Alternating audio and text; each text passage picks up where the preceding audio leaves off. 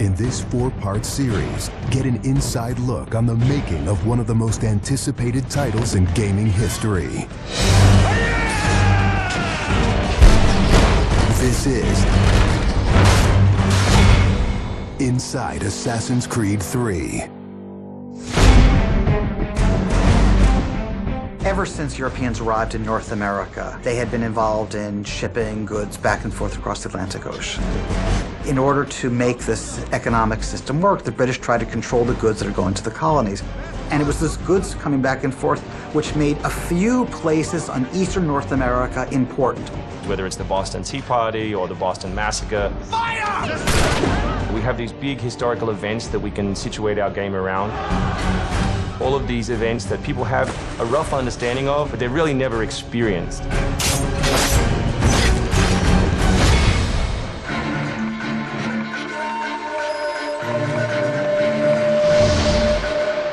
We had to go back and get our historian to find us accurate maps from the era of what Boston and New York looked like.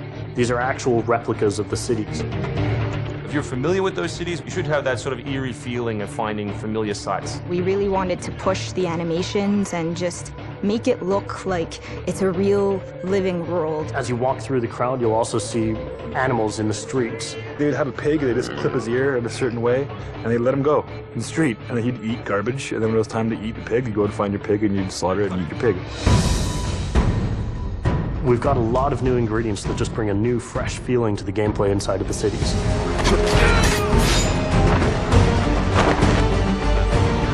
We have these great new stalking zones that you're going to find throughout the cities. It's a great way for you to remain hidden from your enemies and actually be able to sneak up to them so that you could assassinate. We've got this amazing dynamic weather system in, so we can see not just the time of day passing, but also going in and seeing the same environments not just in the summer, but in the winter as well.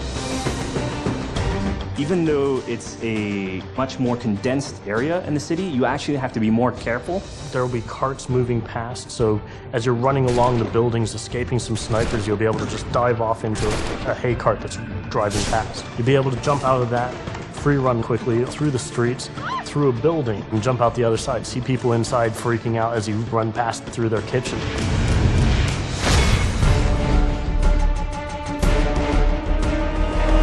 Living on the frontier was extremely difficult. Not only did you have harsh winters, cold, freezing temperatures, in the summer you had heat, humidity, so it was a gamble every year that you were out on the frontier whether you're going to make it or not. For AC3, the biggest difference is just having access to the frontier. So this huge wilderness area that you can sort of explore at your own pace. It's a forest, the navigation in a very new environment, and a very organic environment as well. In the frontier, you'll be able to navigate through deep snow, but also snow does impact your gameplay. It will slow down you as well as your enemies. Once we decided that we were going to build the frontier, we realized obviously we need to populate that area. So animals became a very big deal. We have over 24 different species of animals in the game. There's an entire hunting loop that you can engage in. Whenever you're building elements such as animals, you're halfway trying to be real and halfway trying to fulfill that fantasy of what people expect. One of the great new features we have in the frontier is the new tree running. Connor being really fluid and being able to navigate through the trees. The frontier is really our new playground.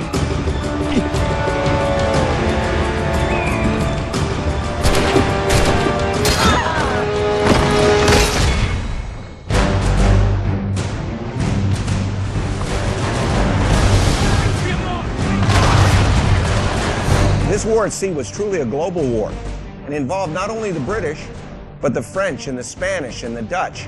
Naval engagement of that period was all about closing the distance. Boarding is the end game. You've got to be able to close with the enemy, get alongside, then get on board to steal his ship. You want to take that ship intact if you can, because that's where you get your prize. The prize is whatever is on that ship that you want.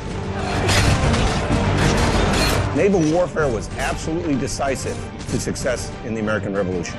Commerce comes by sea, at the same time invaders come by sea. You control the sea and you control the conflict. It's a huge part of the historical period. The revolution is won pretty much at Yorktown by a blockade of ships. You know, we can't ignore this part of the history. This is critical. this is something that we have to do. We started a whole team up just to specifically focus on the naval experience. Naval combat has been a huge challenge. The technology of the wind, the water simulation has been a massive undertaking for the team. Initially, we didn't even think it was feasible because it's a big moving structure. It's a full simulation on high seas where Connor is controlling a ship, he's controlling a crew as well, so he's kind of the master and commander on the ship. Very exciting. I mean, you are on a moving vessel that is very much part of the sea itself.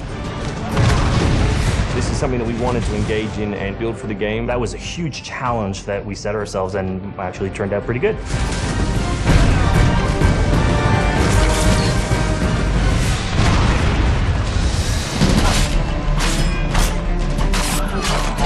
If you haven't played any Assassin's Creed games before, we really think this is a great point to get on board. It is a new story, it is a new character. This team is full of people who love making Assassin's Creed, who are delivering just an astoundingly polished and fun experience. As a creator, nothing gets better. To be frank, it just looks great. Seeing all of this coming together at the end, it's amazing. For new fans, really, this is about as good as it gets. It's by far the biggest and best Assassins yet.